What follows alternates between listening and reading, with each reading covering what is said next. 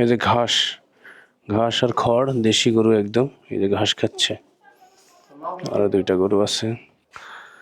গরু ফিতা দিয়ে মাপার যে পদ্ধতি সেটি এখন আপনাদেরকে দেখাবো। ইচ্ছে শিমলা বাজার থেকে এখন হচ্ছে আমি সামনে যাচ্ছি, এখানে আমার বড় দুলাভাইয়ের বাসা। তো আমার বড় দুলাভাইয়ের একটা গরু আছে আর কি, তো সেই গরুটা দেখতে যাচ্ছি আমরা কুরবানির উদ্দেশ্যে। দেখা যাক ওটা নেওয়া যায় কি না। তো সেই গরুটা দেখার জন্যই এখন রওনা দিলাম।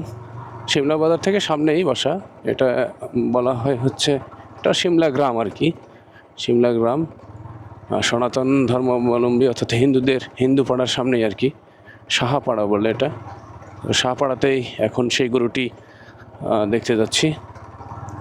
গরুটা দেখাবো, আমিও দেখবো এবং আপনাদেরকেও দেখাবো যে কী অবস্থা।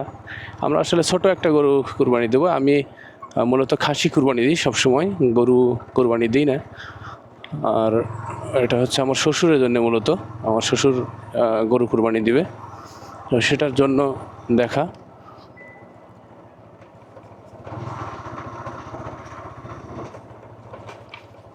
চলুন যে দেখায় আপনাদেরকে।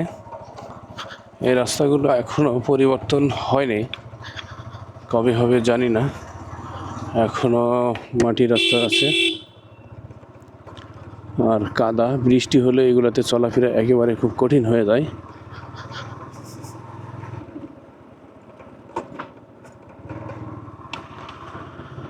মূল রাস্তা পর্যন্ত পাকা, আর এই যে বাড়ির ভিতরের রাস্তাগুলো যে কত খারাপ অবস্থা দেখেন। এই প্রচুর ঘনবসতি এগুলোতে, মানুষের একদম বসবাস খুব কষ্টের। তারপরেও তারা এই প্রতিনিয়তই জীবনের সাথে যুদ্ধ করে এভাবেই বসবাস করছে। প্রচুর ছাগল এখানে, এই যে ছাগল, গ্রামের মানুষ মানেই হচ্ছে ছাগল, তারপরে হচ্ছে গরু, হাঁস মুরগি, এইগুলো পালন করে, তাদের হচ্ছে বাড়তি আয়গুলো হয়। ফসলে তো তেমন কৃষকের কোনো কিছুই নেই। আমি গত পর্বের ব্লগে বলেছি যে আসলে কৃষকের ভাগ্যের পরিবর্তন নিয়ে এদেশের কোনো মানুষ কথা বলে না। এখানে ধানের কাজ হচ্ছে, এখানে কিছু এই যে গরু আছে বাঁধা, এগুলো ছোটো ছোটো গরু, দেশি গরু। গ্রামে যে গরুগুলো থাকে সাধারণত দেশি গরুই সবাই পালন করে, বা দেশি গরুই ক্রয় করে। ফিজিয়াম গরু আছে কিছু কিছু বাড়িতে। সালাম আলাইকুম, ভালো আছেন?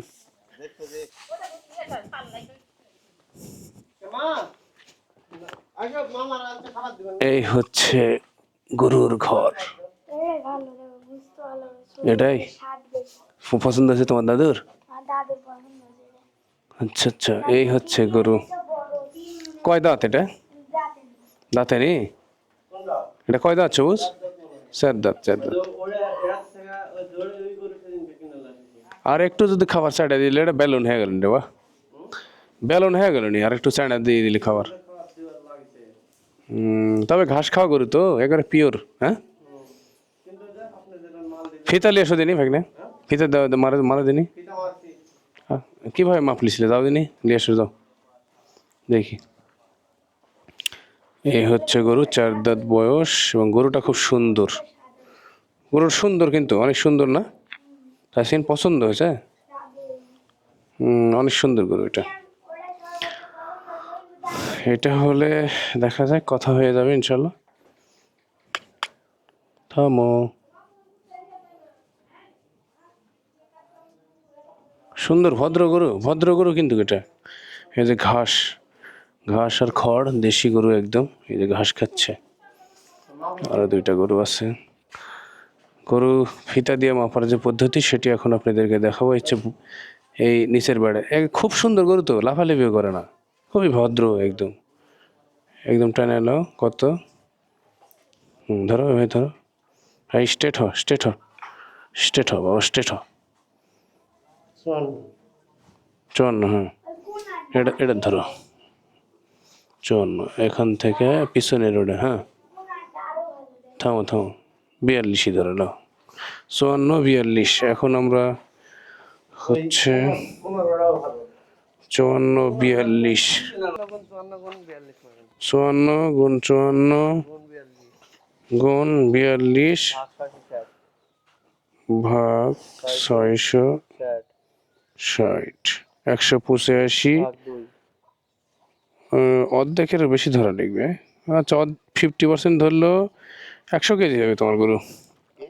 100 কেজি হবে, 100 কেজি। এটা কি কি জাত, জাত কি এটা ভাই? সানশাইনই মনে হচ্ছে, সানশাইন সেরকম তো।